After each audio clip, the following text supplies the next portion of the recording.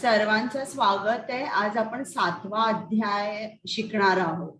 चालू करायच्या अगोदर मंगलाचरण. हरे कृष्णा.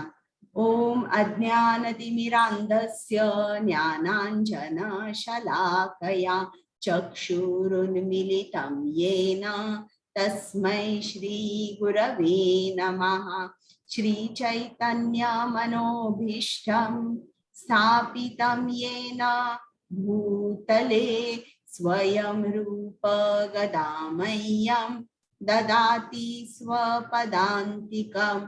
नमः ओम विष्णुपादाय कृष्णपृष्ठाय भूतले श्रीमते भक्ति वेदांत स्वामीन इति नामिने. नमस्ते सारस्वते देवे गौरवाणी प्रचारिणे निर्विशेष शून्यवादी पाश्चात्य देशतारिणे. हे कृष्णा करुणा सिंधु दीनबंधु जगतपते गोपेश गोपिका कांत राधा कांत नमोस्तुते. तप्त कांचन गौरांगी राधे वृंदावनेश्वरी वृषभानुसुते देवी प्रणमामि हरि प्रिये. जय श्री कृष्ण चैतन्य प्रभु नित्यानंद श्री अद्वैत गदाधर श्रीवासादि गौर भक्त वृंद. हरे कृष्ण कृष्ण कृष्ण हरे हरे हरे राम राम राम हरे हरे. सर्वांचं स्वागत आहे. प्रथम ज्यांच्या आनंदासाठी मी तुम्हाला भगवद्गीता सांगते आणि ज्यांच्या आनंदासाठी तुम्ही भगवद्गीता ऐकता त्या श्री श्री राधा गोविंदांना आपण साष्टांग नमस्कार करूया.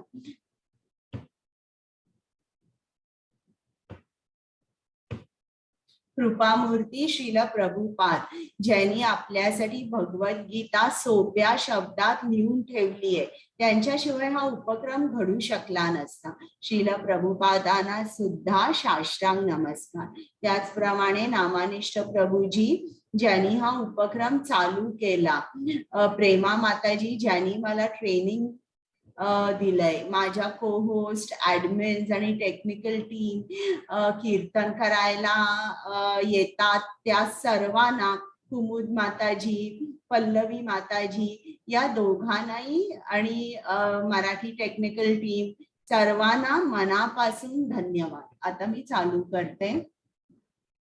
आज आपण 7वा अध्याय चालू करतोय. 7वा अध्याय जो आहे त्याचं नाव आहे ज्ञान विज्ञान योग. आता काल आपण काय केला, एक छोटा रिकॅप घेऊया की कृष्णाने अर्जुनाला अष्टांग योग किंवा ध्यान योग याच्यावर सांगितलं की आता निष्काम कर्मयोग झालेला आहे 5व्या अध्यायापर्यंत. आता पुढे काय करायचं मी सांगितलं. निष्काम कर्मयोगी सुद्धा त्याचं चित्त शुद्ध झालं नसतं, म्हणून त्याला अष्टांग योग करून चित्त शुद्धी झाल्यावरच तो भक्ती करू शकतो. मग कृष्णाने सांगितलं अष्टांग योग म्हणजे 8 अंगांचा योग.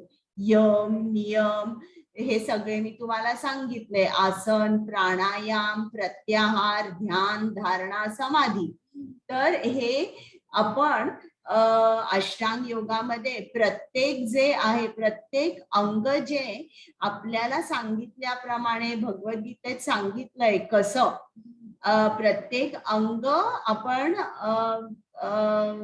त्यातले नियम वेगवेगळे आहेत ते प्रत्येक अनुसरून मग आपल्याला समाधी लागते.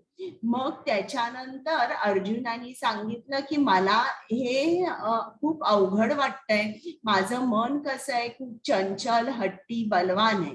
पण कृष्णाने त्याला सांगितलं नाही, हे अशक्य नाहीये, तुला प्रॅक्टिस करावी लागेल आणि अलिप्त राहावं लागेल भौतिक जगापासून. तर अभ्यासाने आणि वैराग्याने तू निश्चितच तुझ्या मनाला वश करू शकशील आणि अष्टांग योग करू शकशील. तरीही अर्जुनाला ते पटलं नाही, म्हणून अर्जुनाचे प्रश्न होते की अयशस्वी योगीचं काय होतं, एक अष्टांग योग करायला गेला. मग कृष्णाने सांगितलं की असा जो योगी आहे त्याला अतिशय गुणवान, वैभवशाली, श्रीमंत कुटुंबामध्ये त्याचा जन्म होतो, अथवा त्याला वैष्णव कुटुंबामध्ये जन्म मिळतो, जे अतिशय दुर्लभ आहे. आणि मग कृष्णाने अर्जुनाला सांगितलं, अर्जुनाचा प्रश्न होता की बाबा मला त्याला आवडला नव्हता हा अष्टांग योग. मग ते ओळखून कृष्णाने सांगितलं की भक्ती योग हा सर्वोच्च योग आहे. आता 7वा अध्याय. 7व्या अध्यायामध्ये कृष्ण आपल्याला त्याच्याबद्दल सांगणार आहे. कृष्णाच्या विविध शक्त्यांचा आपल्याला ज्ञान मिळणार आहे. आणि श्रीकृष्णाला प्रत्येक जण शरण जात नाही, तर कोण शरण जातात त्याला, कोण शरण जात नाही, हे इकडे कृष्णाने सांगितलेलं आहे. 4 भक्त जे कृष्णाला शरण जात नाही, 4 माणसं जी कृष्णाला शरण जात नाही, आणि 4 भक्त जे कृष्णाला शरण जातात ते सुद्धा वेगवेगळे असतात. तर त्याबद्दल आपल्याला सांगितलेलं आहे. आणि मग शेवटी भ्रमातून भक्तीकडे कसं जायचं हे पण आपल्याला सांगितलंय. आता या अध्यायाचं नाव ज्ञान विज्ञान योग. आता ज्ञान म्हणजे काय?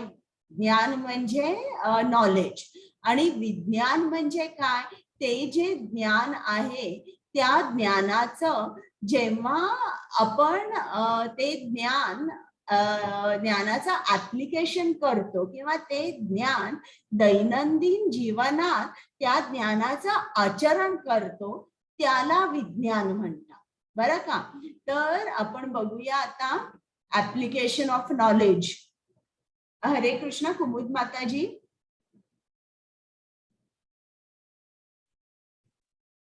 हरे कृष्ण. श्री भगवानुवाच मय्या सक्तमना पार्थ योगं यञ्जन्मनाशयः असंशयं समग्रं मां यथा ज्ञास्यसि तच्छृणु. हरे कृष्ण. हरे कृष्ण. श्री भगवान म्हणाले, हे पार्थ, माझ्या भावनेने पूर्णपणे युक्त होऊन योगाभ्यासाद्वारे माझ्यावर मन आसक्त करून तू मला पूर्णपणे निसंदेह कसा जाणू शकशील ते आता ऐक.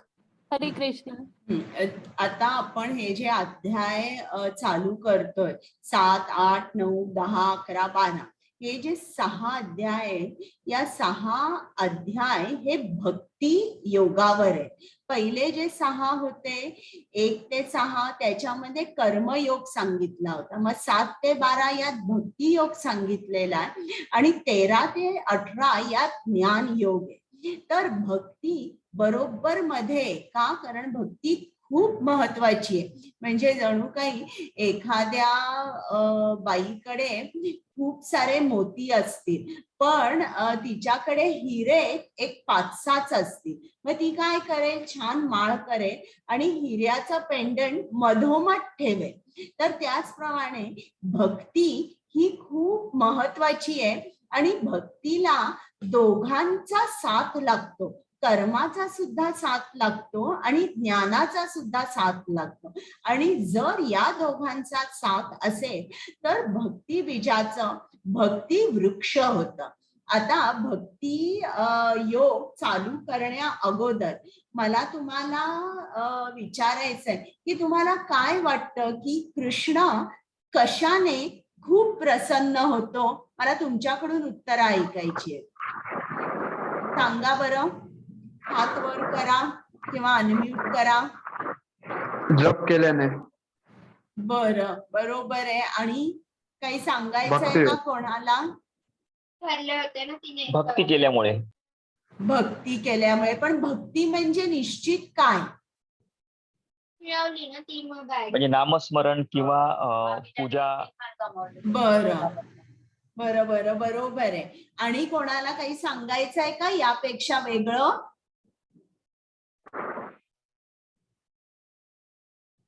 बरं, तर तुमची उत्तरं बरोबर आहेत. म्हणजे आपल्याला लिस्ट काढता येईल की कृष्ण कशाने खूप प्रसन्न होईल. तर आपण खूप सारं काय काय लिहू शकू. पण वरचे टॉप 2 जे आहेत ते काय आहे की कृष्ण कधी खूप प्रसन्न होतो, तर जेव्हा आपण कृष्णाच्या शुद्ध भक्तांना आनंद आणि समाधान देतो तेव्हा कृष्णाला खूप आनंद होतो. आणि दुसरी म्हणजे जेव्हा आपण जे बद्ध आत्मे आहेत, जे ज्यांना कृष्णाचं काही ज्ञान नाहीये किंवा जे कृष्णाच्या विस्मरणात आहेत, त्यांना जेव्हा आपण कृष्ण चरणांपर्यंत घेऊन जातो तेव्हा कृष्णाला परमानंद होतो. तर या 2 गोष्टी लक्षात ठेवा. जप करणं हो, कृष्णाला आनंद होतो, पण अगदी टॉप 2 कुठल्या आहेत की जेव्हा आपण कृष्णाच्या भक्तांना आनंद आणि समाधान देतो आणि बद्ध आत्म्यांना कृष्णाच्या कमल चरणापर्यंत घेऊन जातो. आणि याच 2 गोष्टी श्रील प्रभुपादांनी केल्या. बघा, त्यांनी भक्ती सिद्धांत सरस्वती हे शुद्ध भक्त होते आणि मोठे वैष्णव होते. त्यांना त्यांच्या आनंदासाठी, त्यांना समाधान देण्यासाठी त्यांनी श्रील प्रभुपादांना सांगितलं होतं की तुझं इंग्लिश खूप चांगलं आहे, तू सर्व पुस्तकांचं आपल्याकडे आत्ताचं जे साहित्य आहे ते फक्त बेंगॉली आणि हिंदीमध्ये, तर तू इंग्लिशमध्ये त्याचा अनुवाद लिह आणि पाश्चात्य देशात जा आणि तिकडे कृष्ण ज्ञानाचा, कृष्ण नामाचा प्रसार कर. तर ते त्यांनी केलं. आणि दुसरी गोष्ट म्हणजे जे सगळे बद्ध आत्मे होते, जे कृष्णाच्या विस्मरणात होते, त्यांना आठवण करून दिली की तुम्ही कोण आहात, तुम्ही कृष्णाचे अंश आहात आणि त्यांना भक्तिमय सेवेमध्ये व्यस्त केलं. म्हणजे थोडक्यात ते त्यांना कृष्णाच्या कमल चरणांपर्यंत घेऊन गेले. तर हे खूप 2 गोष्टी महत्वाच्या आहेत. तर आपण काय करू शकतो, आता आपला अधिकार तेवढा नाहीये की आपण कोणाला सांगू शकू की तू हरे कृष्णा महामंत्राचा जप कर किंवा तू अशी अशी भक्ती कर. एवढा मोठा अधिकार आपला नाहीये. पण आपण काय करू शकतो, आपण सांगू शकतो की ही असा एक क्लास आहे इस्कॉन मँगलोरचा आणि तो फ्री ऑफ कॉस्ट आहे आणि असं आपण सांगून लिंक फॉरवर्ड करू शकतो. किंवा आपण कधी इस्कॉन मंदिरात जाणार असू तेव्हा काही लोक जे कृष्णाच्या विस्मरणात आहे अशांना मुद्दामून आपण सांगू शकू, चला माझ्या बरोबर इस्कॉन मंदिरामध्ये जाऊया आपण. किंवा ते जर आले नाहीत, वेळ नसेल, तर आवर्जून त्यांच्या मनात ठेवून त्यांच्यासाठी एखाद दुसरं छोटंसं पुस्तक आणायचं की जे आवडून कदाचित ते कृष्णाकडे जातील. तर अशा प्रमाणे आपण सुद्धा थोड्या अशा गोष्टी करू शकतो.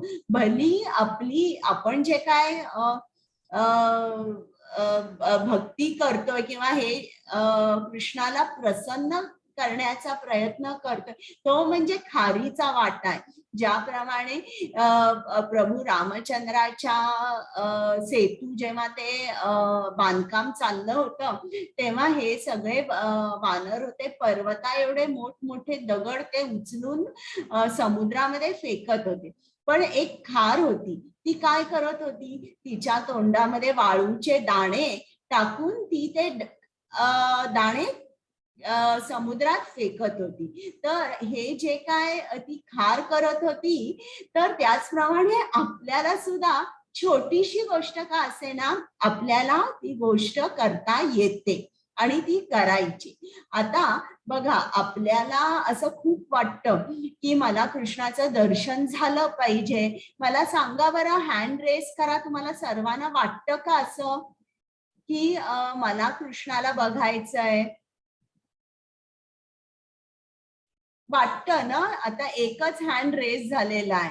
चालेल. मग भक्ती सिद्धांत सरस्वती काय सांगतात बघा. ते सांगतात आणि श्रील प्रभुपाद सुद्धा सांगतात. मी इंग्लिश मध्ये सांगते मग परत म्हणजे ते एक्झॅक्ट कोट करते.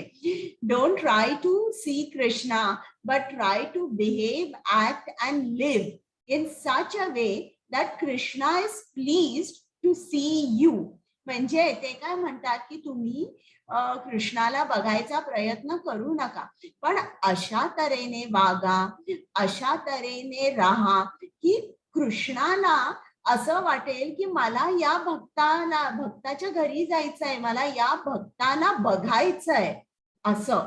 तर आता प्रल्हाद महाराज आपल्याला 7व्या स्कंदामध्ये भक्तीबद्दल सांगतात की जेव्हा एखादा माणूस खूप तप करतोय आणि की त्याला आत्मसाक्षात्कार व्हावा, म्हणजे इकडे बघा हा बसलेला आहे ना माणूस, की त्याला वाटतं की माझ्या हृदयामध्ये असलेल्या परमात्म्याचं मला दर्शन हवंय, म्हणून तो खूप तप करतोय. तर आणि त्याच्यामध्ये कुठली भौतिक इच्छा पण नाहीये.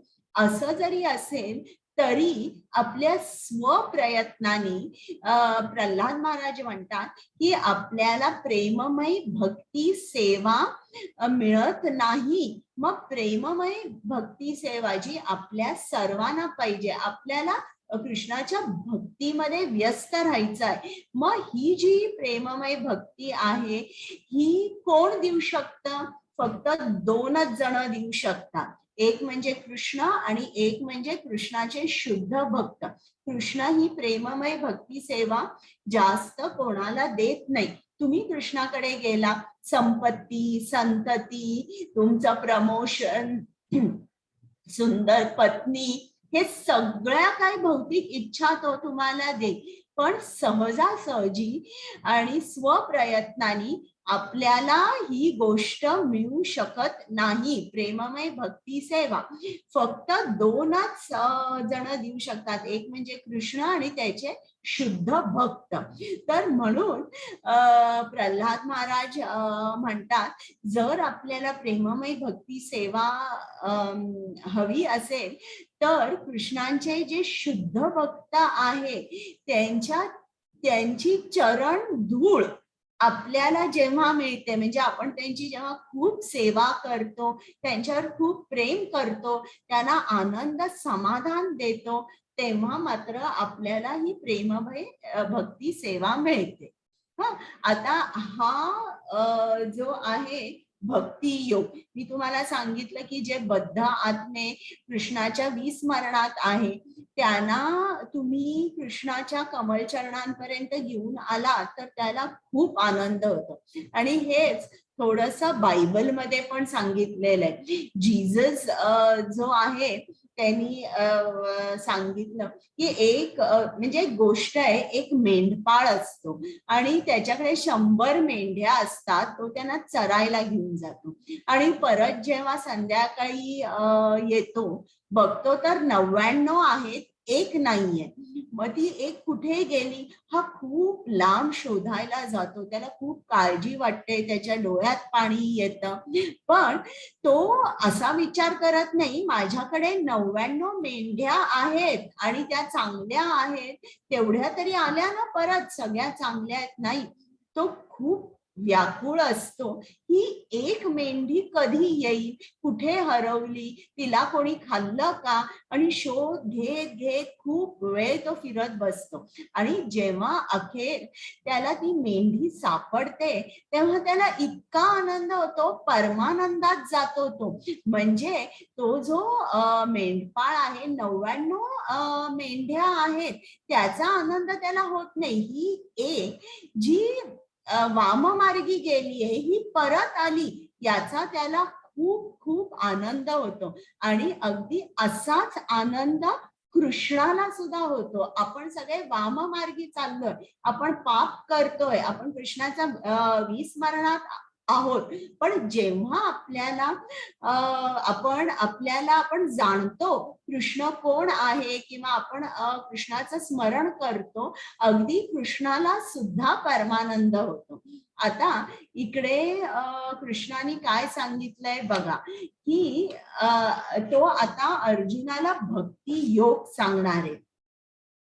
तर भक्ती योग हा जो आहे, कृष्णाने इकडे काय सांगितलंय की तू माझ्यावर मन आसक्त कर आणि तू मला पूर्णपणे निसंदेह कसा जाणू शकशील ते आता ऐक. ऐक म्हणून सांगितलंय बरं का. असं नाही सांगितलंय तू प्रयोग कर किंवा तू पुस्तकं उघडून स्वतःच्या स्वतः वाचत बस. नाही, कृष्णाने सांगितलंय की तू आता ऐक. श्रवणाला खूप महत्व आहे भक्तीमध्ये. पण श्रवण कोणाकडून करायचं? आपण टीव्ही चॅनल लावायचा, आस्थावर काय चाललंय ऐकायचं, किंवा आणि काय काय चॅनल्स आहेत त्याच्यावर लावलेलं ऐकायचं नाही. तुम्हाला एका प्रामाणिक आध्यात्मिक गुरुकडून ऐकलं पाहिजे आणि जो परंपरेत आहे त्याच्याकडून ज्ञान मिळवलं पाहिजे. कारण या ज्ञानानी तुमच्या मनाचं रूपांतर होणार आहे. आणि मग कालच मी सांगितलं मंत्राचा अर्थ काय, की आपली डिलिव्हरी जी आहे ती कृष्णधामात कोण करणार आहे? आपलं मन करणार आहे. मग ज्ञान असं पाहिजे ज्याने आपल्या मनाचं रूपांतर होईल. हे जे भौतिक इच्छा आणि भौतिक सगळं काही आहे हे पूर्ण लांब जाईल आणि पूर्ण आपण विसरून जाऊ भौतिकाला, आणि कृष्ण प्रेमाची आपल्याला ओढ लागेल. म्हणून इकडे आपल्याला कृष्णाने सांगितलंय, अर्जुनाला सांगितलंय की तू श्रवण कर. भक्ती योग जो आहे तो नेहमी श्रवणाने चालू होतो बरं का. परत तुम्हाला सांगते, प्रल्हाद महाराजांनी 7व्या स्कंदामध्ये नवविधा भक्ती सांगितली आहे. किंवा तुम्ही भक्ती जेव्हा करता तेव्हा पहिल्यांदा श्रवण झालं पाहिजे. मग एक श्लोक आहे, श्रवणम कीर्तनम विष्णू स्मरणम पादसेवनम वंदनम दास्यम साख्यम अर्चनम वंदनम दास्यम साख्यम आत्मनिवेदनम. म्हणजे तुम्हाला पहिलं श्रवण करायला पाहिजे. श्रवण केल्यानंतर कीर्तन, कीर्तन नंतर स्मरणम, मग पादसेवनम, अर्चनम वंदनम दास्यम साख्यम आत्मनिवेदनम. तर या ज्या आहे शिल प्रभुपादांनी सांगितलंय पहिल्या 3 श्रवणम कीर्तनम स्मरणम या फार महत्वाच्या आहे. आणि आपण नक्की श्रवण कोणाचं करतोय हे खूप महत्वाचं आहे बरं का. कोणीही जो प्रामाणिक आध्यात्मिक गुरु नसेल याचं कधीही श्रवण करू नये. एक साप आला आणि आपण दूध ठेवलेलं आहे, त्या दुधामध्ये त्यांनी त्याचं डोकं घातलं आणि दूध घेतलं. तुम्ही ते दूध घ्याल का मला सांगा? नाही घेणार. त्याचप्रमाणे आपण दुसऱ्या कोणाचं ऐकलं जे परंपरेतले नाही आहे त्याचा आपल्या मनावर काय परिणाम होतो? अगदी विषाचा जसा परिणाम होईल तसा. थोड्या वेळ तुम्ही कराल भक्ती, त्याच्यानंतर पूर्ण खाली बसाल. हरे कृष्ण. पल्लवी माताजी. हरे कृष्ण माताजी. प्रत्यक्ष ज्ञान आणि दिव्य ज्ञान हे दोन्ही प्रकारचे ज्ञान मी तुला पूर्णपणे सांगतो. हे जाणल्यावर तुला आणखीन काही जाणावयाचे शिल्लक राहणार नाही. हरे कृष्ण. बघा इकडे कृष्ण काय सांगतोय की मी तुला जे ज्ञान सांगणार आहे ते ऐकल्यावर किंवा ते जाणल्यावर आणि काही जाणण्या योग्य शिल्लक राहणार नाही. म्हणजे बघा आपल्याला जे काही जाणायचंय भौतिक जगाचं आणि आध्यात्मिक, म्हणजे भौतिक ज्ञान आणि आध्यात्मिक ज्ञान हे सगळं आपल्याला इकडे कृष्ण सांगणार आहे.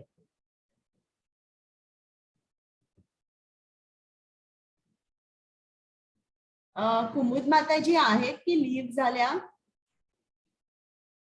हरे कृष्ण माताजी मी आहे.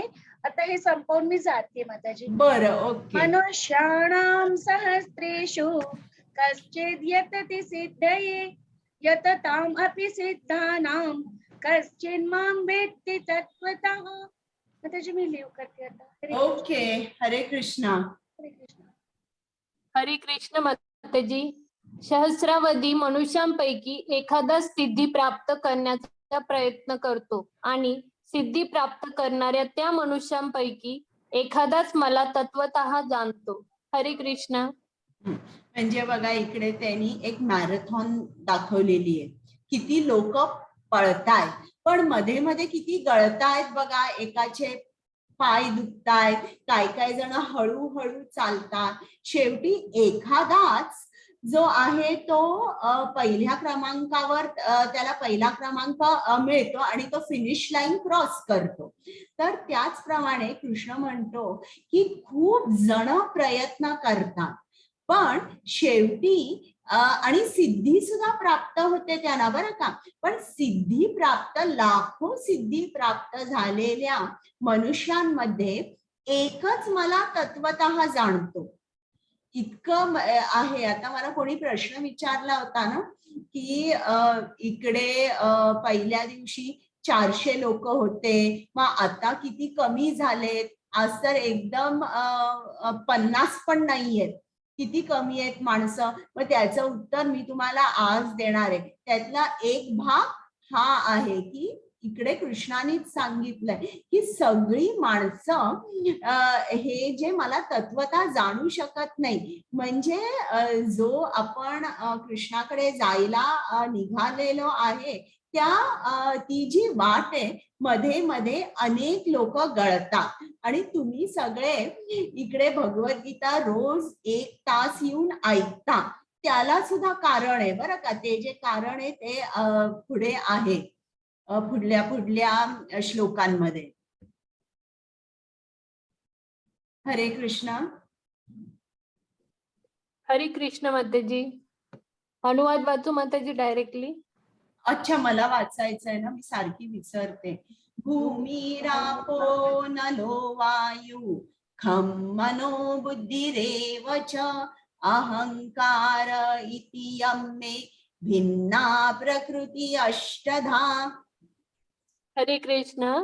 पृथ्वी, पाणी, अग्नी, वायू, आकाश, मन, बुद्धी आणि अहंकार या 8 माझ्या भिन्न प्राकृतिक शक्ती आहेत. हरे कृष्ण. आता कृष्णाच्या शक्त्या पुष्कळ आहेत, म्हणजे अगणित आहेत. मग त्याच्या ज्या मुख्य शक्त्या आहेत तेवढ्याच इकडे सांगितलेल्या आहेत बरं का. आता मुख्य 3 शक्त्या आहेत, म्हणजे कृष्णाची जी शक्ती आहे त्याचं विभाजन मुख्य 3 शक्त्यांमध्ये केलेलं आहे. तर एक आहे बहिरंग शक्ती, एक आहे अंतरंग शक्ती आणि दुसरी आहे तथास्थ शक्ती. आता बहिरंग शक्ती जी आहे ती म्हणजे हे पंच महाभूत आहेत, पृथ्वी, पाणी, अग्नी, वायू, आकाश. ही झाली बहिरंग शक्ती बरं का, किंवा एक्सटर्नल एनर्जी ऑफ कृष्णा.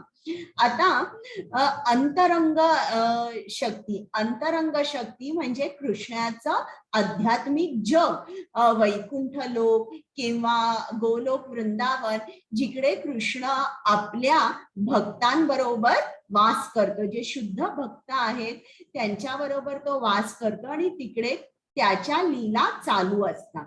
तर ही झाली कृष्णाची अंतरंगा शक्ती. आणि तथास्थ शक्ती म्हणजे मार्जिनल पोटेन्सी ऑफ कृष्णा, किंवा या शक्तीमध्ये सगळे जीवात्मे असतात. आता ही शक्ती कशी असते की आता चॉईस हा आपल्याला असतो की तुम्हाला कृष्णाच्या बहिरंग शक्तीकडे जायचंय की कृष्णाच्या अंतरंग शक्तीत जायचंय. आता तट कसा असतो एखाद्या नदीचा किंवा समुद्राचा, त्या तटावर तुम्ही उभे राहिला तर कधीतरी तुमचे पाय पाण्याखाली असतात आणि कधीतरी जमिनीवर असतात. तर आपलंही तसंच आहे, आपल्याला चॉईस आहे, आपल्याला कुठे जायचंय, कृष्णाच्या बहिरंग शक्तीत जायचंय की अंतरंग शक्तीमध्ये जायचंय. आता इकडे तुम्हाला ही स्लाइड दिसते, हे एक तुम्ही असं धरा भौतिक जगाचं प्रतीक आहे की कृष्णाचा जो तटी प्रदेश आहे तो म्हणजे सगळे महासागर. कृष्णाची जे हाडं आहेत ती हाडं म्हणजे पृथ्वीवरचे डोंगर किंवा पर्वत हे. मग जे कृष्णाच्या रक्त वाहिन्या आहेत त्या म्हणजे पृथ्वीवर वाहणाऱ्या नद्या. तर अशा तऱ्हेने किंवा कृष्णाचे जी इकडची हवा आहे ती हवा म्हणजे कृष्णाचा श्वास उश्वास किंवा त्याच्या डोक्यावरचे जे केस आहेत ते म्हणजे ढग आणि त्याच्या अंगावरचे जे केस आहेत ते म्हणजे सर्व वृक्ष, जंगल, वेली. तर असं हे प्रतीक आहे एक. हरे कृष्ण. हरे कृष्ण माताजी. हे महाबाहो अर्जुना, या व्यतिरिक्त माझी आणखीन एक श्रेष्ठ अशी पराप्रकृती आहे जिच्यामध्ये जीवांचा समावेश होतो. हे जीव कनिष्ठ भौतिक प्रकृतीच्या साधनांचा उपभोग घेतात. हरे कृष्ण. आता आपण बघितल्या 3 शक्त्या, अंतरंगा, तटस्थ शक्ती आणि बहिरंग शक्ती. आता इकडे त्याशिवाय त्याच्या आणि ज्या शक्त्या आहेत त्यांचं विभाजन केलंय 2 प्रकारात. म्हणजे कसं बघा, आता समजा जर लहान मुलांना असतं ना क्लासिफिकेशन ऑफ ॲनिमल्स, मग त्याच्यामध्ये काही रेप्टाईल्स असतात, काही अक्वेटिक्स असतात जे पाण्यात राहतात किंवा काही पक्षी असतात, असं वेगवेगळ्या तऱ्हेने असतं. पण आणि वेगळ्या तऱ्हेने सुद्धा असू शकतं की काही जे प्राणी असतात ते वॉर्म ब्लडेड असतात, काही कोल्ड ब्लडेड असतात. तर अशा तऱ्हेने विविध तऱ्हेने आपण विभाजन करू शकतो. आता इकडे कृष्णाची शक्ती 2 प्रकारची सांगितली, एक पराशक्ती आणि एक अपराशक्ती. बरं का, परा म्हणजे सुपिरियर, अपरा म्हणजे इन्फिरियर. परा म्हणजे कुठली शक्ती, जे जीवात्मे आहेत, जे सजीव आहेत त्याला पराशक्ती म्हणतात किंवा सुपिरियर एनर्जी ऑफ कृष्णा.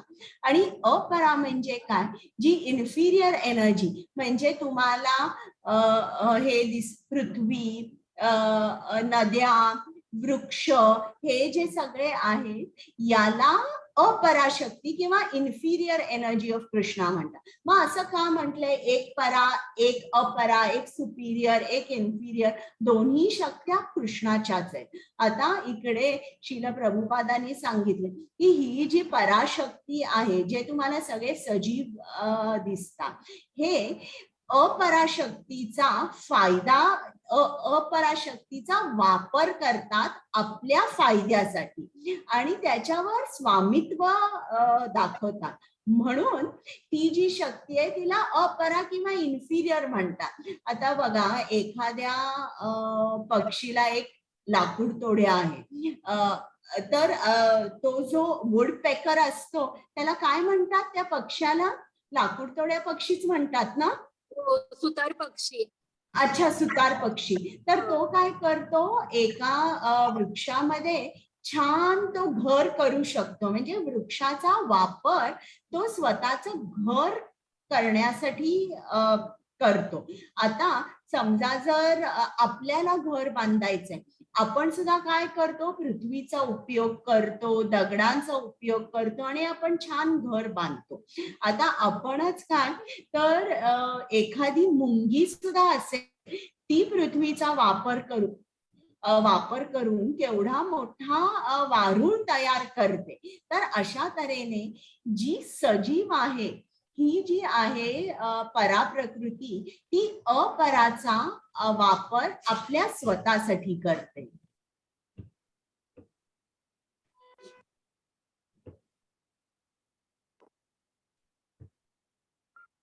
हरे कृष्ण. हरे कृष्ण माताजी. सर्व सृष्ट प्राणी मात्रांचा उगम या दोन शक्तींमध्ये होतो. या जगतामध्ये जे काही भौतिक आणि आध्यात्मिक आहे यांचा उत्पत्ती करता आणि प्रलय करता ही मीच आहे, हे निश्चितपणे जाण. श्लोक नंबर 7. हे धनंजया, माझ्याहून श्रेष्ठ असे दुसरे कोणतेही तत्व नाही. दोऱ्यात ओढलेल्या मण्याप्रमाणे सर्व काही माझ्यामध्ये आश्रित आहे. हरे कृष्ण. म्हणजे बघितलं, सर्व सृष्ट प्राणी मात्रांचा उगम या दोन शक्त्यांमध्ये होतो. कुठल्या दोन? परा आणि अपरा. आणि इकडे आपल्याला समजतं की कृष्ण सर्वांचा आधार आहे. आणि ज्याप्रमाणे आपण एखादी मोत्याची माळ घातली तर आपल्याला त्या माळेत जो धागा आहे तो दिसत नाही, वरून वरून फक्त मोती दिसतात, पण या मोत्यांना आधार देणारा तो धागा दिसत नाही. त्याचप्रमाणे इकडे कृष्णाने सांगितलंय की दोऱ्यात ज्याप्रमाणे मणी ओवलेले असतात, त्याचप्रमाणे सर्व जग हे माझ्या आश्रित आहे किंवा सर्व जगाचा मी आधार आहे. आता श्लोक आहे. रसोहमप्सु कौन्तेय प्रभास्मि शशि सूर्ययोः प्रणव सर्ववेदेषु शब्दखे पौरुषं ऋषु. हरे कृष्ण. हे कौंतेया, पाण्यामधील रस मी आहे, चंद्र आणि सूर्याचा प्रकाश मी आहे, वैदिक मंत्रांमधील ओंकार मी आहे, आकाशातील शब्द मी आणि मनुष्यामध्ये सामर्थ्य मी आहे. हरे कृष्ण. आता कृष्ण आपल्याला त्याच्याबद्दल ज्ञान देतोय आणि तो सांगतोय की मी कुठे कुठे आहे. का तो आपल्याला सांगतोय मी कुठे कुठे आहे? म्हणजे आपल्याला त्याची आठवण अनायसे यावी. काही न आपल्या जरी मनात नसेल तरी आपण या गोष्टी बघितल्यावर, चंद्र सूर्यांकडे बघितल्यावर आपल्याला लक्षात आलं पाहिजे की या चंद्र सूर्यातला प्रकाश म्हणजे कृष्ण आहे. लगेच आपल्याला लक्षात आलं पाहिजे. रोज आपल्याला चंद्रप्रकाश, सूर्यप्रकाश दिसतो आणि मग आपल्याला लगेच जाणलं पाहिजे की हा जो प्रकाश आहे हा कृष्णच आहे. आता पाण्यामधील रस मी आहे म्हणजे काय? I am the taste in water. आता पाण्याला अशी चव असते का? मला सांगा बरं. अनम्यूट करायला येतंय ना तुम्हाला? पाण्याला चव नसते माताजी. बरोबर, पाण्याला चव नसते. मग इकडे कृष्ण का म्हणतोय पाण्यामधील रस मी आहे? बघा, आता समजा जर तुम्ही कुठलंही सॉलिड आयटम तुम्ही खाल्ला, म्हणजे उदाहरणार्थ तुम्ही तांदूळ खाल्ला न शिजवता असाच खाल्ला, तर त्याची चव तुम्हाला लागेल का? तांदूळ नाही तर तुरीची डाळ किंवा गहू, चव लागेल का त्याची काही? कच्चं धान्य तुम्ही खाताय, नाही सांगा. नाही लागणार माताजी. हा, चव नाही लागणार. पण जेव्हा तुम्ही तांदूळ घेऊन भात कराल किंवा पीठ जे आहे गव्हाचं पीठ, त्याच्या पोळ्या कराल पाणी घालून, तेव्हा मात्र चव लागेल का तुम्हाला त्या पदार्थाची किंवा त्या धान्याची? हो, मग लागेल माताजी. मग लागेल. म्हणजे हेच कृष्ण काय सांगतोय की पाण्यामधील रस मी आहे. म्हणजे पाण्यामुळे त्या पदार्थाला एक चव असते. ही कशामुळे असते? पाण्यामुळे असते. नाहीतर पाणी नसेल तर त्यात पदार्थाला चव येत नाही.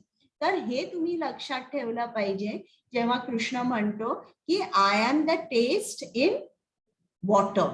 मग हे इकडे त्यांनी सांगितलंय चंद्र सूर्याचा प्रकाश मी आहे. वैदिक मंत्रामधील ओंकार सुद्धा मी आहे. हे सुद्धा ओम जे आहे हे परत पुढल्या अध्यायात कृष्ण आपल्याला सांगणार आहे. हे जे काय तो कशात काय आहे हे तुम्ही जेव्हा मी PDF पाठवेन तेव्हा तुम्ही नीट वाचा.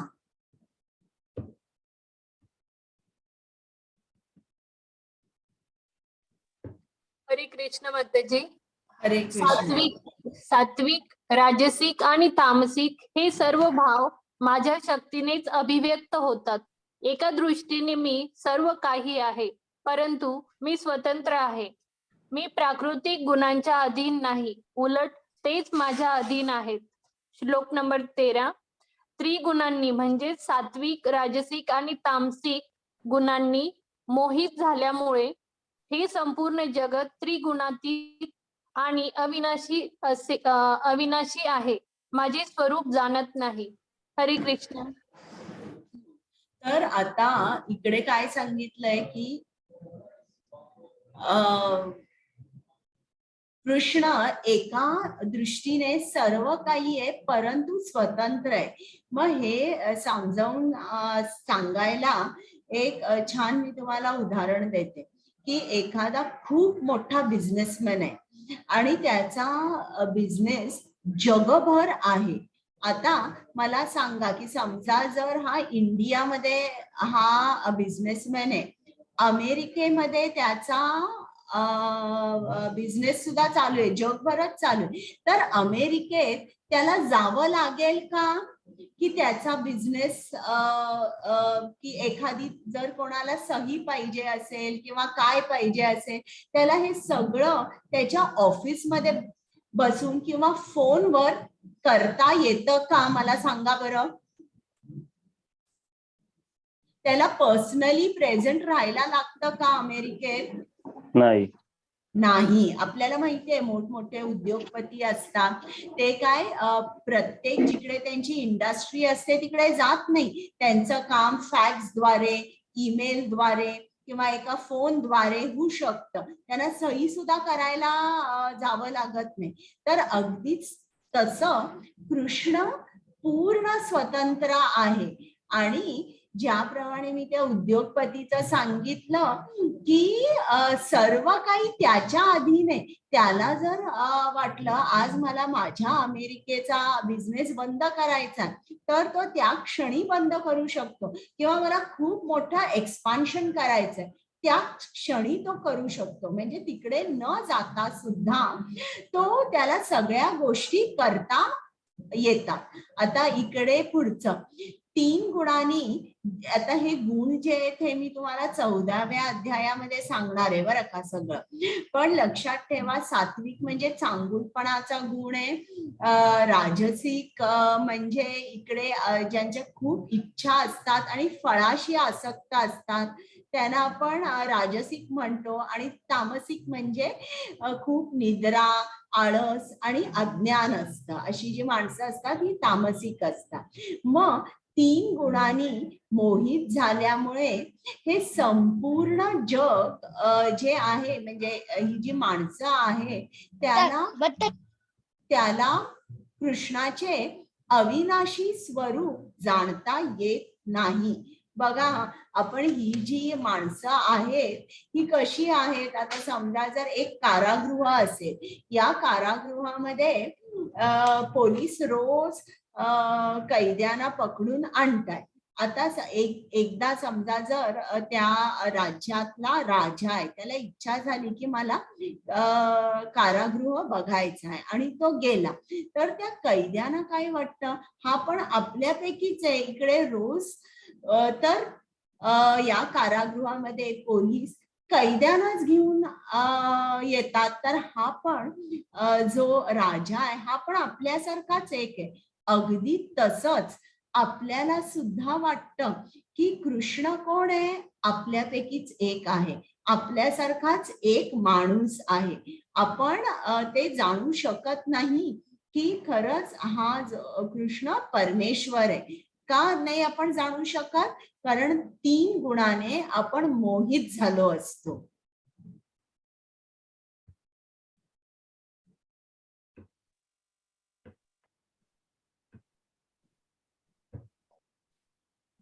हरे कृष्ण. मला म्हणायचं, दैवी एषा गुणमयी मम माया दुरत्यया मामेव य प्रपद्यन्ते मायामेतां तरन्ति ते. हरे कृष्ण. 3 प्राकृतिक गुणांनी युक्त असलेली माझी दैवी मायाशक्ती ही अतिशय दुस्तर आहे, परंतु जे मला शरण आले आहेत ते मायेला सहजपणे तरून पलीकडे जातात. हरे कृष्ण. आता बघा इकडे कृष्णाने काय सांगितलंय. आता त्याची जी शक्ती आहे किंवा जी ही माया आहे ही कृष्णाची शक्ती आहे, तर ती कृष्णा इतकीच बलवान असणार ना. आपल्याला मायेशी मायेबरोबर लढा देता येत नाही. निश्चितच आपण हरणार, कारण तिची शक्ती जी आहे त्या शक्तीची गणना सुद्धा आपण करू शकत नाही. तर ही जी माया शक्ती आहे ही अतिशय दुस्तर आहे. आपल्याला ती ओलांडता येत नाही, परंतु जे मला शरण आले ते सहजपणे तरून माझ्याकडे पोचू शकतात असं कृष्ण सांगतोय. आता हे तुम्हाला सांगायला मी एक उदाहरण देते की एक मुलगा आहे बरं का. तर त्याचा मित्र असतो, तो खूप मोठ्या बंगल्यात राहतो, खूप श्रीमंत असतो आणि या दोघांची मैत्री खूप चांगली असते. आणि तो आपल्या एकदा मित्राला सांगतो की तू आज माझ्या घरी संध्याकाळी ये जेवायला.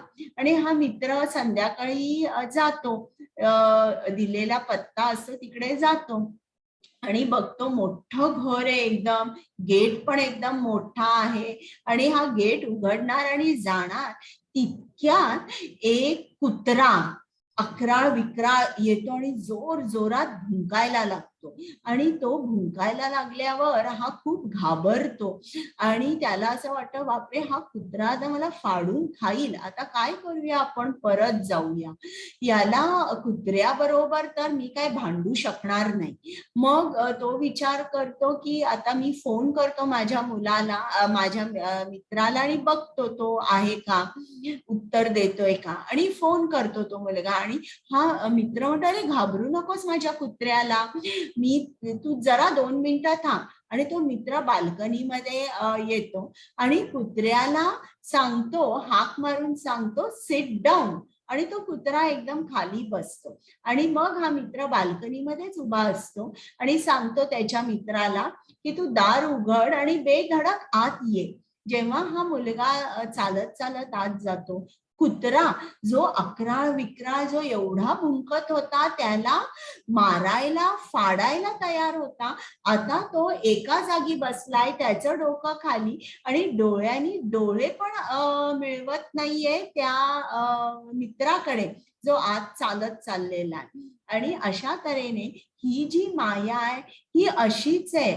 ही पार करायला अतिशय दुस्तर आहे. पण जेव्हा आपण कृष्णाला शरण जातो, ही माया त्या कुत्र्यासारखी होते, ती आपल्याकडे बघत सुद्धा नाही, आपल्या आजूबाजूला फिरकत सुद्धा नाही. आणि मग आपण सहजपणे तिला ओलांडून आपण कृष्णाकडे जाऊ शकतो. म्हणून आता इकडे बघा एक माणूस दाखवलाय, तो महासागरात बुडतोय. आता तुम्ही मला सांगा, त्याचे जिवंत राहण्याचे, एक पॅसिफिक ओशन किंवा अटलांटिक ओशन मध्ये एक माणूस जर पडला तर त्याचे चान्सेस ऑफ सर्वायव्हल, जिवंत तो राहू शकेल का, सांगा बरं मला. 0.1% चान्स आहे मॅडम. हा 1%. तो पण त्याच्या अटलांटिक पॅसिफिक मध्ये किती मासे असतील, किती म्हणजे भयंकर जलचर असतील, त्याशिवाय ती शक्ती त्याची पुरेल का तो समुद्र ओलांडायला. म्हणजे तुम्ही असं म्हणा जवळजवळ नो चान्सेस ऑफ सर्व्हायव्हल. अशा स्थितीमध्ये एखादा माणूस काय करेल, पहिल्यांदा हात वर करून ओरडेल, मला वाचवा, मला वाचवा.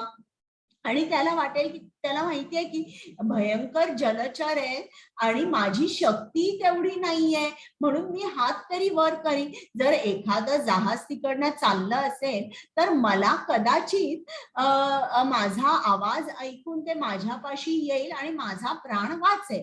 तर त्याचप्रमाणे अगदी आपण राहतो हा भवसागर आहे आणि या भवसागरामध्ये आपण कोणाला हाक मारतोय? कृष्णाला. म्हणून आपण हात वर करून म्हणतो हरे कृष्णा कृष्णा कृष्णा हरे हरे, हरे राम राम राम हरे हरे.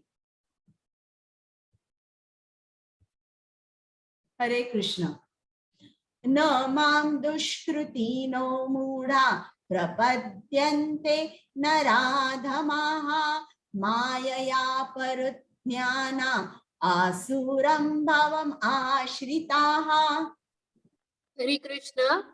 जे अत्यंत मूर्ख आणि दुष्ट आहेत, नराधम आहेत, ज्यांचे ज्ञान मायेमुळे नष्ट झाले आहे आणि जे असुरांची नास्तिक प्रवृत्ती धारण करतात ते मला शरण येत नाहीत.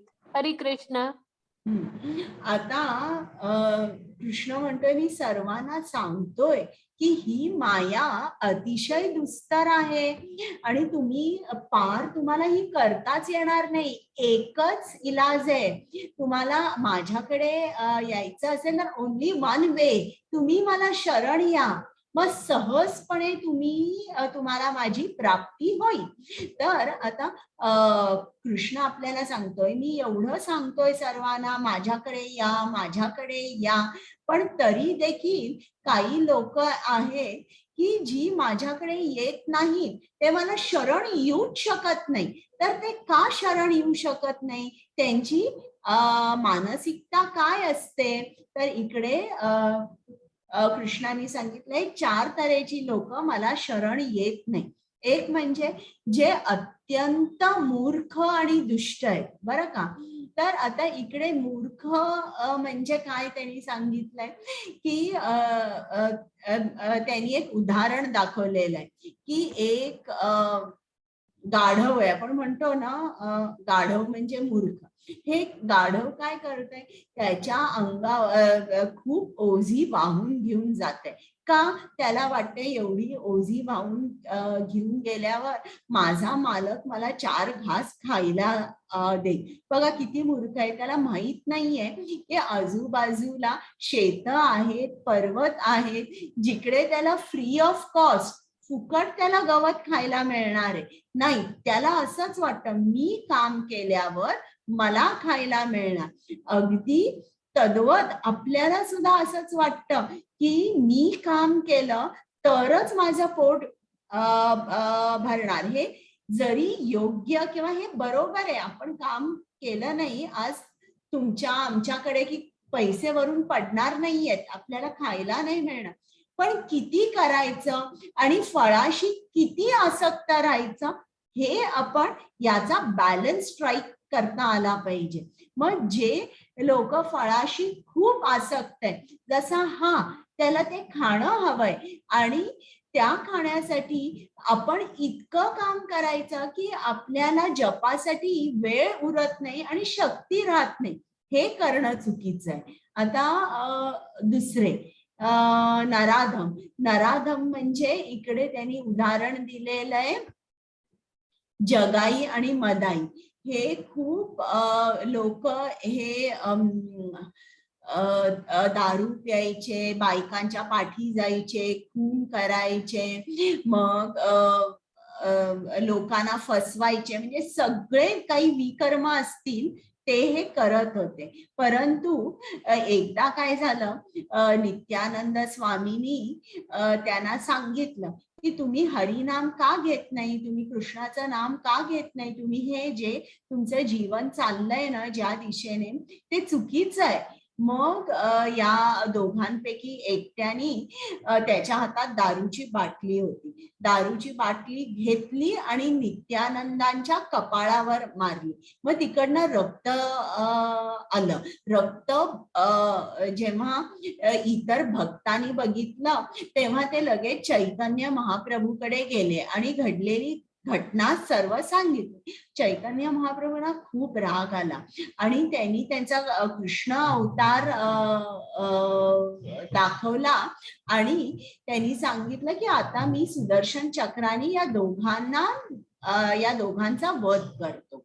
परंतु नित्यानंद स्वामींनी सांगितलं महाप्रभूंना, तुमचा हा करुणा अवतार आहे, तुम्ही कोणालाही मारू शकत नाही, तुम्ही यांच्यावर कृपा करा.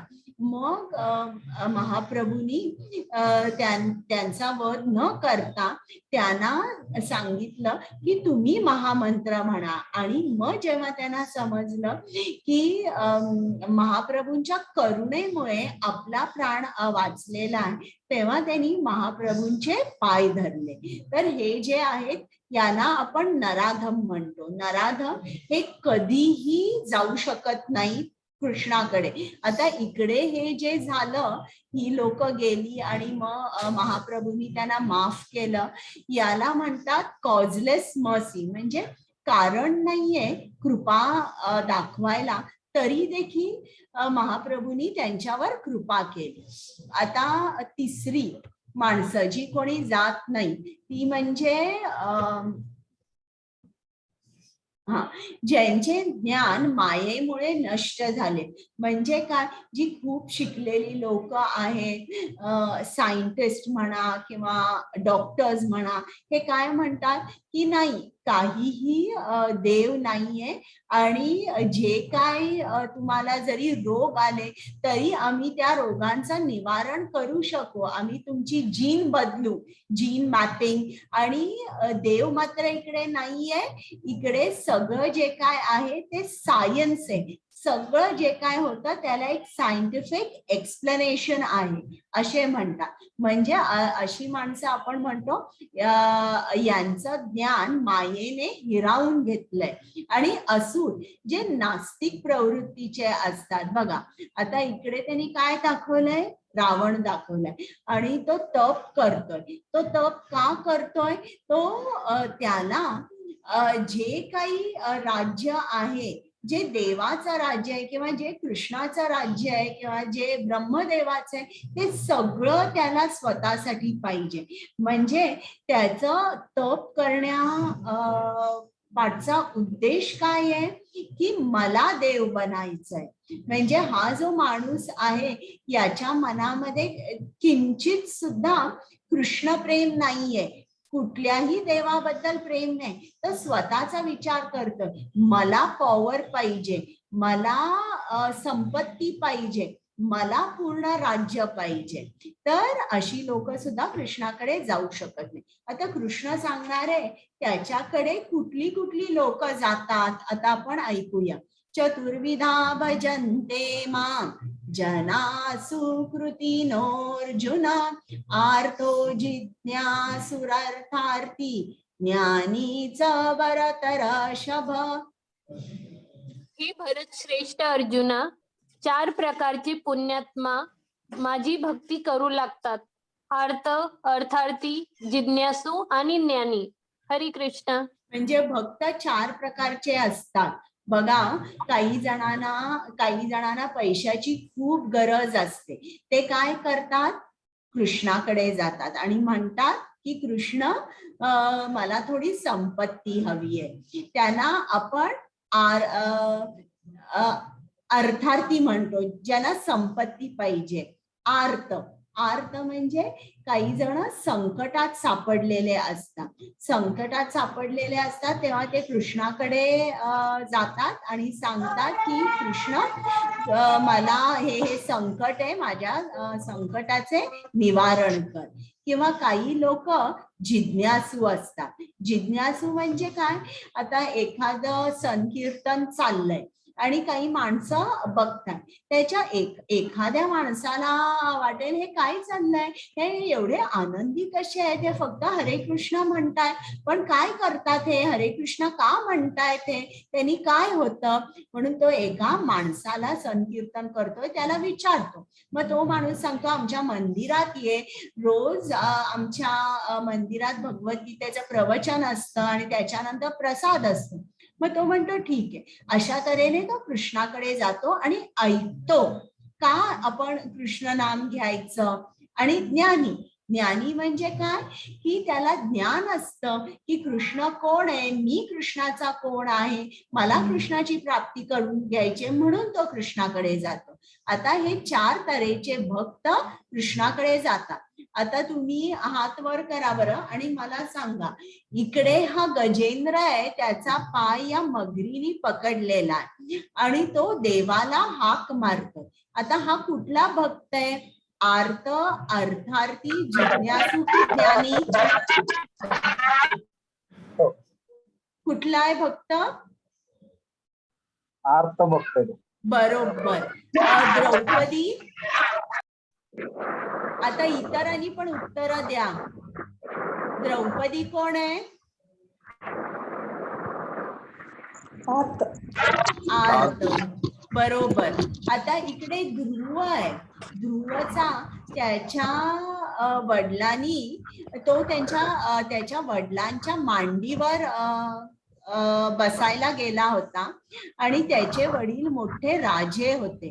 पण ध्रुवच्या सावत्र आईनी सुरुचीनी हे बघितलं आणि त्याला मांडीवरून, राजाच्या मांडीवरून खाली ढकललं आणि त्याला सांगितलं की तू राज सिंहासनावर तेव्हाच बसू शकला असतास जर तू माझ्या गर्भातून जन्म घेतला असता.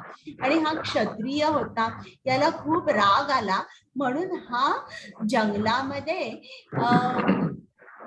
कृष्णाकडे मागायला गेला की मला ब्रह्मदेवापेक्षा सुद्धा मोठं राज्य दे.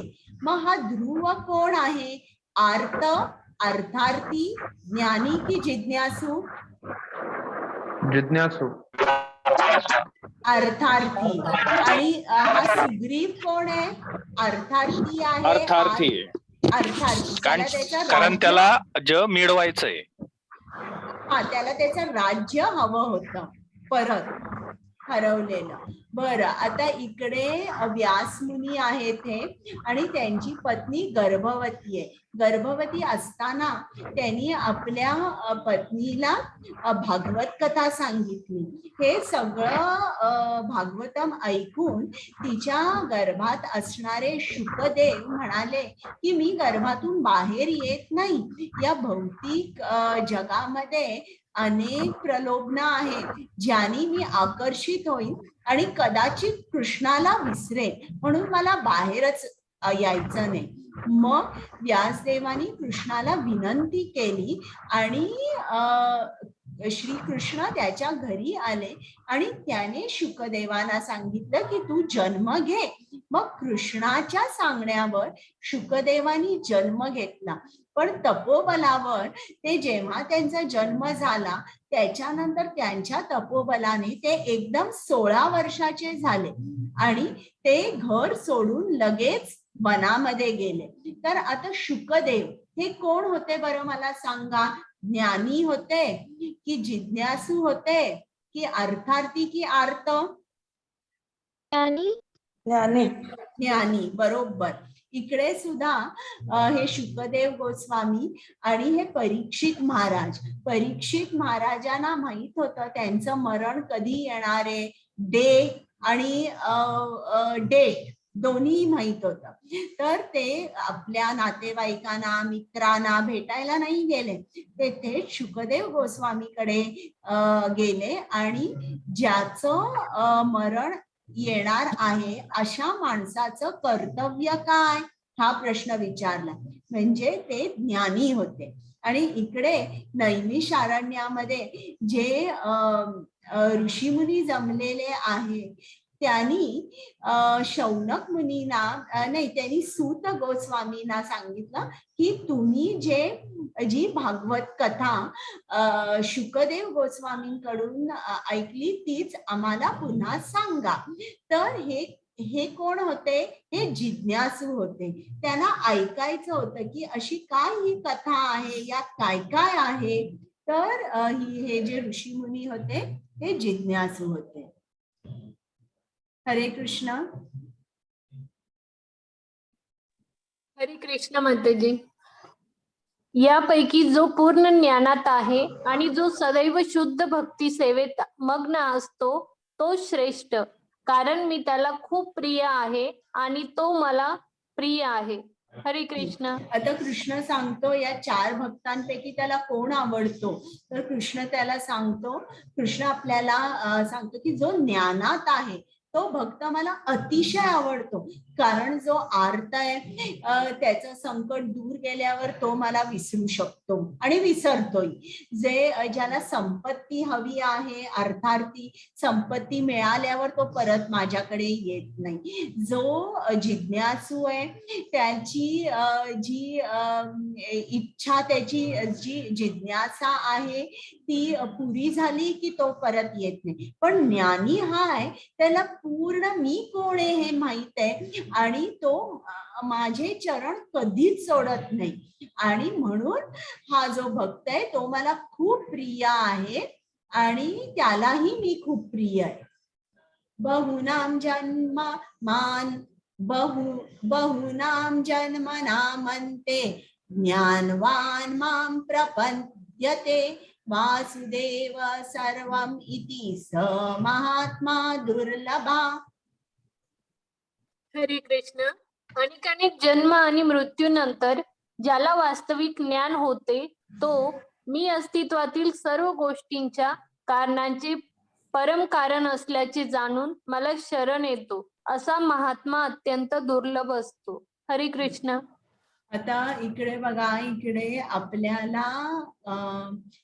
काय समजतं की अनेक जन्मानंतर आपल्याला वास्तविक ज्ञान होतं. म्हणजे थिअरॉटिकल नाही, आपल्याला अगदी तत्वतः समजतं, म्हणजे प्रॅक्टिकल ज्ञान सुद्धा. आणि मग आपण कृष्णाला शरण जाऊ शकतो. म्हणजे कृष्णाला शरण जाणं सोपी गोष्ट नाहीये. आपल्याला सुद्धा प्रयत्न करावे लागतात. आपल्याला आपल्या इंद्रियांना वश करावा लागतो किंवा आपल्याला इंद्रियांना रोज नियंत्रित करावं लागतं. रोज हळू जेव्हा आपण करतो तेव्हा आपण कृष्णाला शरण जाऊ शकतो. आणि जो शरण जातो त्याला कृष्णाने काय नाव दिलंय? महात्मा.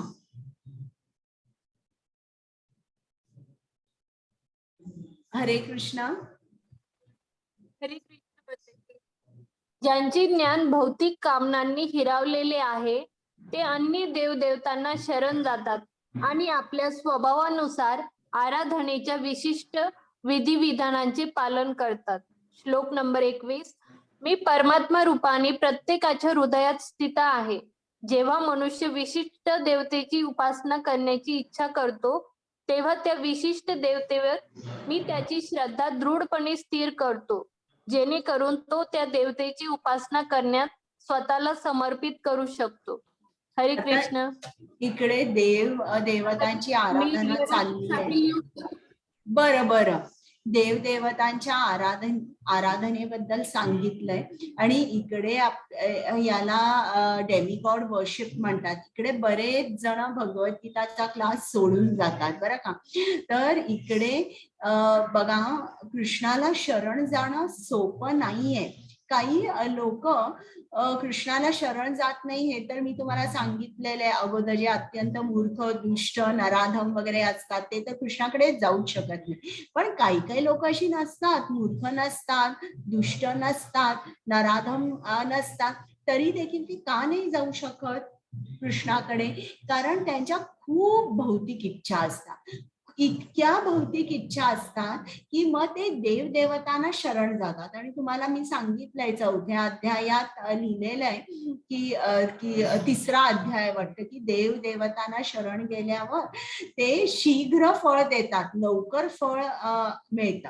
आणि त्यांच्या इतक्या इच्छा असतात, त्यांना लगेच पाहिजे असतं, क्विक रिझल्ट, म्हणून ते देवदेवतांना शरण जातात आणि आपल्या स्वभावानुसार ते विविध देवदेवतांची आराधना करतात. पण कृष्ण काय सांगतो, त्या देवदेवतांच्या हृदयात सुद्धा मी परमात्मा रूपाने स्थित आहे आणि मीच त्यांची मनोकामना पूर्ण करतो. आणि हे जे असा हा जो मार्ग घेतात ना, हा इनडायरेक्ट घेतात, डायरेक्टली माझ्याकडे न येता देवदेवतांकडे जातात आणि मग हा जो मार्ग होतो हा इनडायरेक्ट होतो.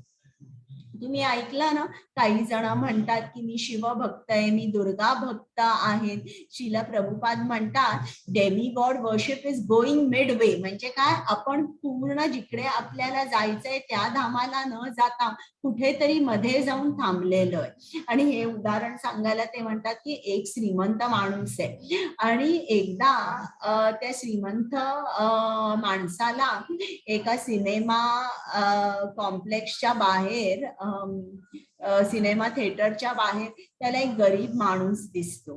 त्याच्या हातामध्ये एक बेगिंग बोल असतो आणि तो जो श्रीमंत माणूस आहे तो त्या भिकाऱ्याकडे जातो आणि विचारतो तुला काय पाहिजे. आणि हा सिनेमा थिएटरच्या बाहेर असतो. तर तो म्हणतो की मला एक सिनेमाचं तिकीट पाहिजे. आणि तो रोज बघतोय किती जण सिनेमा आतमध्ये बघायला जातात. जरा हे म्यूट आहात ना सगळे, सगळे जातात आनंदाने हसत हसत बाहेर येतात. तर तो म्हणतो मला फक्त सिनेमाचं तिकीट पाहिजे. मग तो श्रीमंत माणूस म्हणतो मी तर तुला देईनच, आणि काहीतरी माग ना चांगलं. मग तो म्हणतो ठीक आहे, मग सिनेमाचं तिकीट द्या आणि पॉपकॉर्न आणि कोका कोलासाठी पैसे द्या. कारण तो बघतो की ही इंटरव्हेल मध्ये काही जण बाहेर येऊन समोसा, पॉपकॉर्न आणि कोका कोला घेताय. मग तो म्हणतो की नाही आणि काहीतरी चांगलं माग. पण काय मागायचं हे त्याला समजतच नाही, कारण तो दिवसभर त्या सिनेमा थिएटरच्या बाहेर बसलेला आहे, आनंदी चेहरे बघतोय, लोक कोक घेतायत आणि पॉपकॉर्न समोसे खाताय. हाच म्हणजे सर्वोच्च आनंद असं तो मानतोय. तर इकडे या श्रीमंत माणसाला त्याला चेक द्यायचा आहे की पूर्ण जन्मभर त्याला भीक मागायला नको इतका उद्धार त्याला करायचा आहे, पण तो विचारतच नाहीये. तर आपली पण या भिकाऱ्यासारखी स्थिती असते. हरे कृष्ण. अच्छा, या गेलेले आहेत का? अशा श्रद्धेने युक्त होऊन तो विशिष्ट देवतेची कृपा संपादन करण्याचा प्रयत्न करतो आणि आपले इच्छित भोग प्राप्त करतो. परंतु वस्तुतः हे केवळ मीच प्रदान करतो. म्हणजे ही इनडायरेक्ट हा मार्ग झाला, सरळ नाही. आपण देवदेवतांकडे जे जातो तो इनडायरेक्ट मार्ग झाला. आता इकडे बघा कृष्ण काय म्हणतोय, अल्पबुद्धी लोक देवतांची उपासना करतात, पण त्यांना प्राप्त होणारी फळे सुद्धा मर्यादित व अनित्य असतात. देवतांचे उपासक देवलोकांची प्राप्ती करतात, पण माझे भक्त अखेर माझ्या परमधामाची प्राप्ती करतात. म्हणजे कृष्णाने जे देवदेवतांची उपासना करतात त्यांना अल्पबुद्धीचे म्हटलंय, अल्प मेधसाम असं म्हटलेलं आहे. तर आता देवदेवतांची पूजा केल्यावर कृष्ण आपल्याला सांगतोय तुम्हाला कसं फळ मिळणार आहे. तुम्हाला टेम्पररी, मर्यादित, अनित्य मिळणार आहे. आता इकडे बघा देवदेवतांवर सुद्धा संकट जेव्हा येतात तेव्हा ते कोणाकडे जातात, ते विष्णूकडे जातात, ते महाविष्णूकडे जातात आणि त्याची प्रार्थना करतात. म्हणजे आपल्याला काय लक्षात येतं की देव देवतांकडून आपल्याला जे काय मिळणार आहे, जे फळ मिळणार आहे ते लिमिटेड असणार आहे, टेम्पररी असणार आहे आणि ते आपल्याबरोबर ते नित्य राहणारं नाहीये, काहीही तुम्ही मागितलं तरी. पण जे कृष्णाचे भक्त आहेत ते काय सांगतात, कृष्णा मला तुझीच प्राप्ती होऊ दे. मला पूर्णपणे न जाणणाऱ्या अल्पबुद्धी लोकांना वाटते की मी पुरुषोत्तम भगवान श्री कृष्ण पूर्वी निराकार होतो आणि आता व्यक्ती तत्व धारण केले आहे. त्यांच्या अज्ञानामुळे ते माझे अविनाशी व अनुपम असे दिव्य स्वरूप जाणू शकत नाही. म्हणजे हे जी अल्पबुद्धीची लोक आहेत हे काय म्हणतात की कृष्ण हा निराकार आहे आणि जेव्हा तो पृथ्वीवर अवतरतो तेव्हा तो रूप घेतो, तो सगुण होतो किंवा तो माणसासारखं रूप घेतो आणि परत त्याच्या धामावर गेल्यावर तो निराकार होतो. तर हे अगदी चुकीचं आहे आणि आपल्याला इकडे कृष्णाचं शरीर कसं आहे ते दिव्य आहे, त्याच्या शरीरावर काळाचा प्रभाव पडत नाही आणि त्याचं रूप कसं आहे, सच्चिदानंद, सत चित आणि आनंद हे कृष्णाचं स्वरूप आहे, म्हणून त्याला दिव्य स्वरूप म्हटलंय. हे कोण जाणू शकत नाही, अल्पबुद्धी, पण जे भक्त आहेत ते मात्र कृष्णाचं दिव्य स्वरूप जाणू शकतात. मूढ आणि अज्ञानी लोकांना मी कधीही प्रकट होत नाही. माझ्या अंतरंग शक्तीद्वारे मी त्यांना अप्रकट राहतो आणि म्हणून मी अजन्मा आणि अच्युत असल्याचे ते जाणू शकत नाही.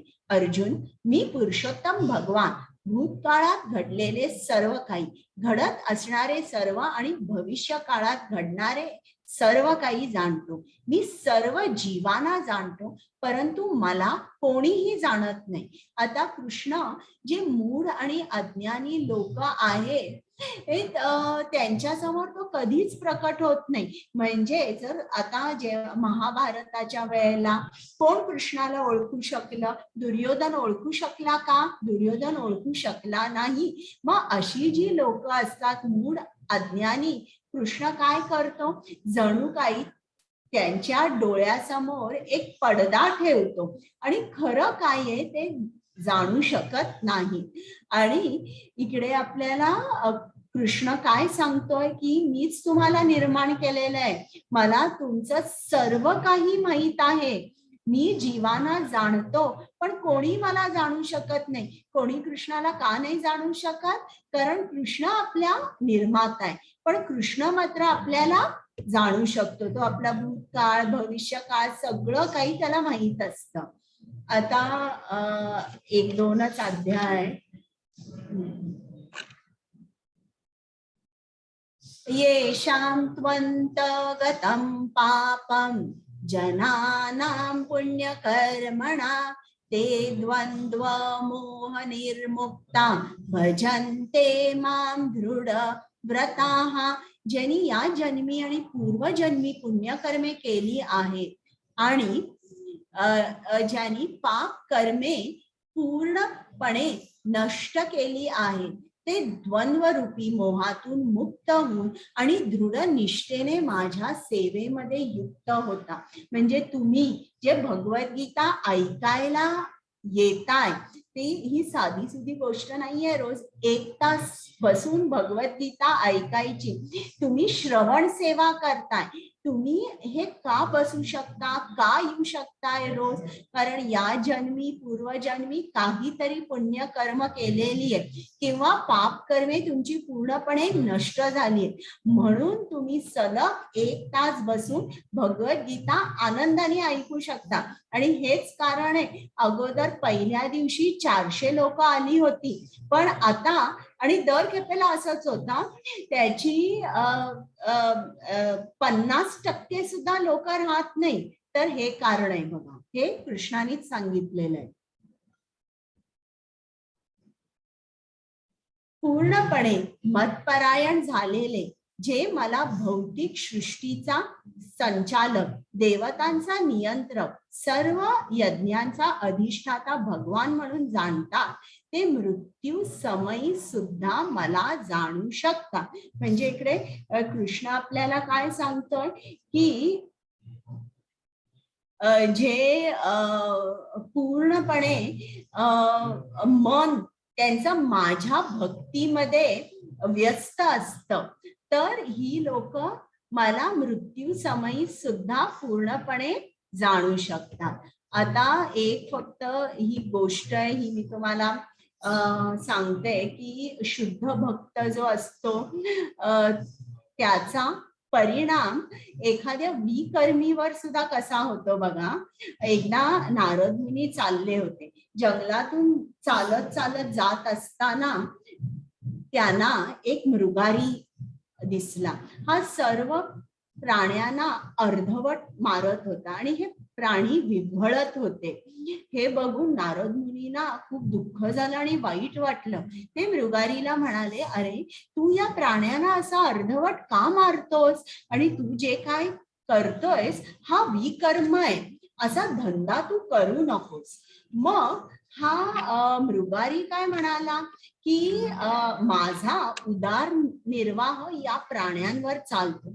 या प्राण्यांना मारल्यानंतर मी त्यांची जी कातडी आहे ती कातडी विकतो, त्यांचा मांस विकतो, आणि हा धंदा माझ्या वडिलांनी पण केला आहे, म्हणून मी हे चालू ठेवलेलं आहे.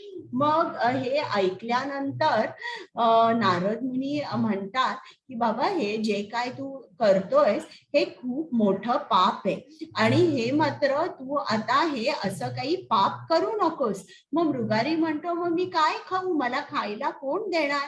नारद मुनी म्हणाले, मी त्याची पूर्ण काळजी घेईन, तू हे करू नकोस. तुझा धनुष्यबाण टाक आणि या जंगलामध्ये एका सरोवराच्या जवळ एक कुटीर बांध.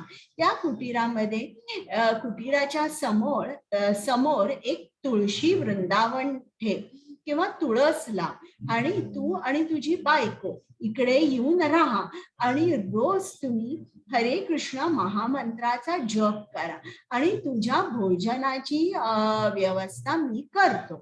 मग असं म्हटल्यानंतर मृगारीला वाटलं, ठीक आहे, हे जर मी पाप करतोय आणि पाप न करता फक्त मंत्र म्हणून मला कोणी पैसे देणार आहे, तर मी निश्चितच हे काम हा मंत्र घेईन म्हणून. मग हा घरी जातो, धनुष्यबाण तिकडेच टाकतो आणि बायकोला सांगतो, आपल्याला इकडे इकडे जायचं आणि रोज हरे कृष्ण महामंत्राचा जप करायचा. दोघेही जातात जंगलात, चांगली जागा बघतात, सरोवराच्या बाजूला कुटीर बांधतात आणि कुटीराच्या समोर एक तुळस लावतात, तुळशीचं रोप लावतात आणि रोज हरे कृष्ण महामंत्राचा जप करतात. मग गावातल्या काही लोकांना समजतं की यांनी याचा धंदा सोडलेला आहे, मग ते त्याला दूध घेऊन, फळं घेऊन असे रोज सकाळ संध्याकाळ येतात आणि त्यांचं पोट भरतं. मग थोड्या दिवसांनी हे जप करतात. ही जी बातमी आहे ती शेजारच्या बाजूच्या गावांना समजते. बाजूच्या गावातली सुद्धा लोक भेटायला येतात या मृगारीला, आणि दिवसभर जप करतोय, त्यांना खूप आश्चर्य वाटतं, कौतुक वाटतं. मग त्याच्यासाठी धान्य घेऊन येतात, भाजी घेऊन येतात, फळं, दही, तूप घेऊन येतात. आणि असं करता करता एक दिवस ती बायको म्हणाली, अहो केवढं धान्य आलंय, कुटीरामध्ये ठेवायला जागा नाही, आणि हे धान्य जर आपण वापरलं नाही तर सर्व नासून जाईल. मग काय करायचं एवढ्या अन्नाचं? तुम्ही सांगितलं जरी लोकांना की अन्न आणू नका तुमच्या बरोबर, फळं आणू नका, तर कोणी ऐकत नाही. मग मृगारी म्हणाला, ठीक आहे, एवढं अन्न आलंय ना, तर आपण रोज गावातल्या लोकांना जेवायला बोलवू. म्हणून ते रोज भंडारा करतात आणि रोज लोकांना जेवायला बोलवतात. आणि आता इकडे ते पूर्ण कृष्णमय होतात, रोज जप करतात, लोकांना प्रसादाचं जेवण देतात आणि अशा तऱ्हेने त्यांचं जीवन चाललेलं असतं. एक दिवस नारद मुनी अंगिरा ऋषींबरोबर चाललेले असतात त्याच जंगलातून. तर जाता जाता त्यांना आवाज येतो, हरे कृष्ण कृष्ण कृष्ण हरे हरे, हरे राम राम राम हरे हरे. कोण बरं मंत्र म्हणतंय? तर मंत्र आवाजाच्या दिशेने जाता आणि बघतात तर काय, हा मृगारी आहे. आणि मृगारी त्यांना बघतो आणि त्यांच्याकडे लंगडत म्हणजे एका पायाची लंगडी घालत तो त्यांच्याजवळ येतो आणि जवळ आल्यावर पांढरी चादर खाली घालतो आणि दंडवत प्रणाम करतो. नारद मुनी म्हणतात, अरे उठ मृगारी, तुला काय झालंय? तुझा पाय दुखतोय का? काय लागलं का? तू लंगडी घालत का आलास? तुला चालता येत नाहीये का? मग तो म्हणतो, अहो इकडे किती खाली छोटे छोटे जीव आहे, मुंग्या आहेत, किडे आहेत, ते माझ्या पायाखाली चिरडतील म्हणून मी लंगडी घालत आलोय आणि आता मी तुम्हाला झोपून दंडवत प्रणाम करतोय. पण किती जण माझ्या शरीराच्या वजनामुळे अनेक मुंग्या किडे मरून जातील म्हणून मी हलकीशी चादर घातलीये आणि त्याच्यावर मी तुम्हाला दंडवत प्रणाम करतोय. म्हणजे जो प्राण्यांना विव्हळत ठेवायचा तो आता मुंगीचा सुद्धा विचार करतोय की ती माझ्यामुळे मरू नये. तर असं रूपांतर होतं एका शुद्ध भक्तामुळे. आता तुमचे काही प्रश्न आहेत का?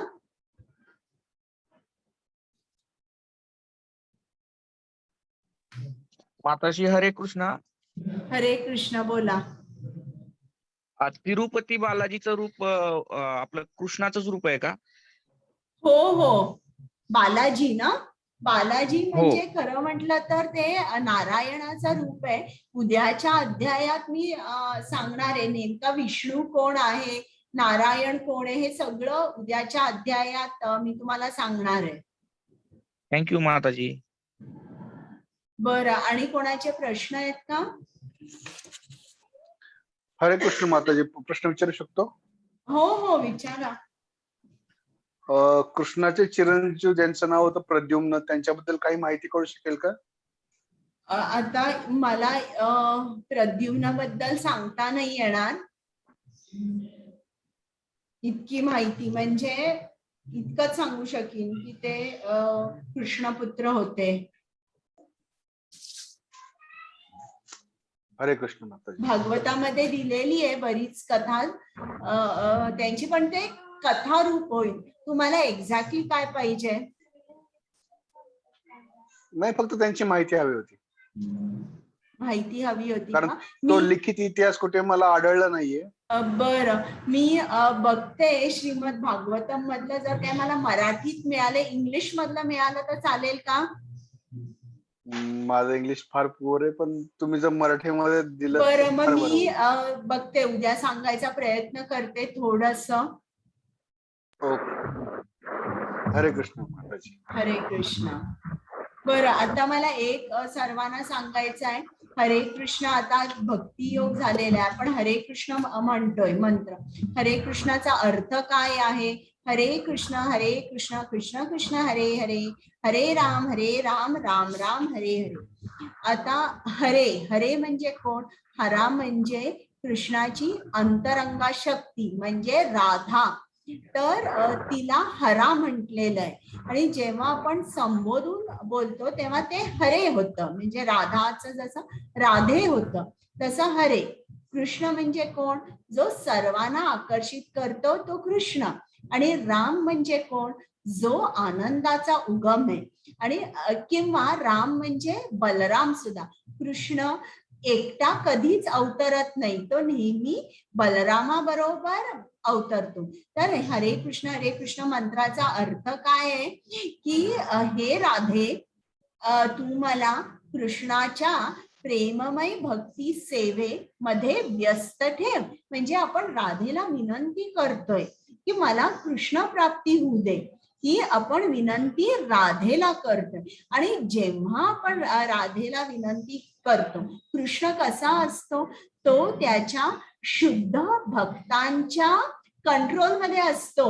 तर राधा जेव्हा सांगे की अमका अमका एक भक्त आहे, हा खूप चांगला आहे, मग कृष्ण डोळे झाकून त्याला सांगेल, ठीक आहे, तुला आता माझी प्राप्ती झाली.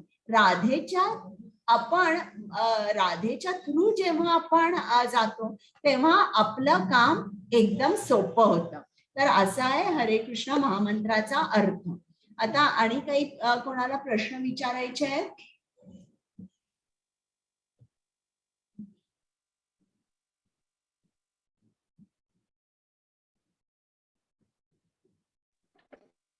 माताजी या अध्यायाचा रिकॅप राहिलाय आपला. अच्छा, हा मी रेकॉर्डिंग बंद नाही केलं.